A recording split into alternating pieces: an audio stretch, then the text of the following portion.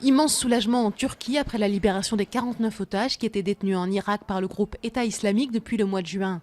Selon le président Erdogan, c'est une opération de sauvetage des forces spéciales qui leur a rendu la liberté.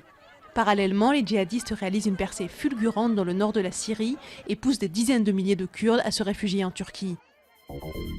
En Ukraine, le décalage entre les mots et la réalité du terrain reste très fort. L'armée ukrainienne et les rebelles sont censés mettre en place samedi une zone tampon de 30 km de part et d'autre de la ligne de front pour renforcer le fragile cessez-le-feu. Mais dans l'est du pays, ce sont toujours les armes qui s'expriment.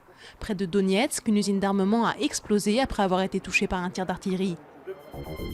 Le gouvernement condamne fermement les incendies de bâtiments publics à Morlaix par des légumiers en colère.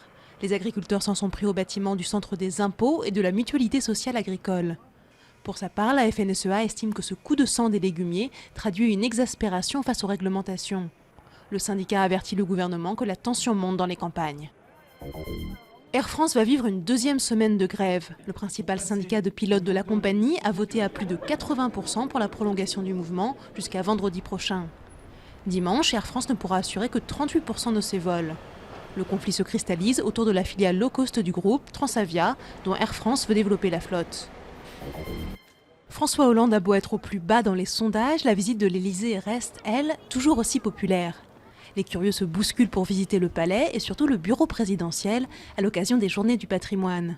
Les Parisiens qui ne sont pas attirés par les ordres de la République peuvent quant à eux se rabattre sur la visite de la prison de la Santé ou du chantier des Halles.